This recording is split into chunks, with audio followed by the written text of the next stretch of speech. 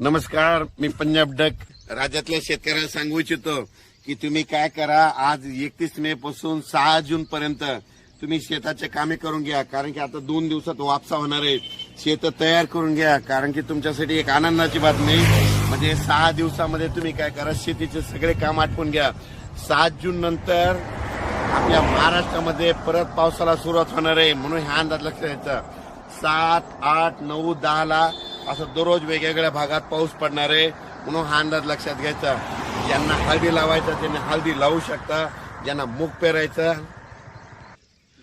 पेरायचं तर पेरू शकता, कारण की मूग पेरल्यानंतर उगवतं. जर लवकर पेरणी केली तर त्या मुगाला खूप चांगला उतार येतो. उडीद पेरायचं असलं तर ते देखील पेरू शकता, कारण की जमिनीमध्ये तुम्ही पाहू शकता 1-1 फूट 2 फूट ओल आहे, इतकी ओल आहे, म्हणून हे अंदाज सगळ्यांनी लक्षात येतात. पण राज्यातल्या सर्व शेतकऱ्याला सांगू इच्छितो, सगळ्यासाठी महाराष्ट्रासाठी आनंदाची बातमी.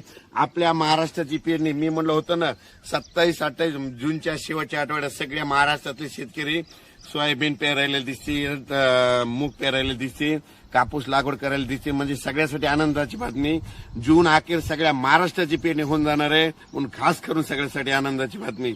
आणि त्याच्यानंतर आता 31 मे पासून तर 6 जून पर्यंत कोरडं हवामान आहे. तितक्यात तुम्ही काय करा, तुम्ही शेत दुरुस्त करून घ्या. 7-8 जून नंतर परत राज्यात पाऊस सुरू होणार आहे. त्याच्यानंतर आणखीन परत सांगतो, जर तुम्ही 6 तारखेपर्यंत शेत दुरुस्त नाही केले तर 7 तारखेला पाऊस सुरू होईल. 7 ते 10 हे चालणार आहे. आणि त्याच्यानंतर पुन्हा काय होणार आहे, 13 जूनच्या नंतर राज्यात पुन्हा मुसळधार पाऊस येणार आहे. 13 ते 17 पर्यंत राज्यात जोरदार पाऊस पडणार आहे. आता जसा पडला तसं वडे नाले वाहणारा पाऊस पडणार आहे, म्हणून हा अंदाज लक्षात.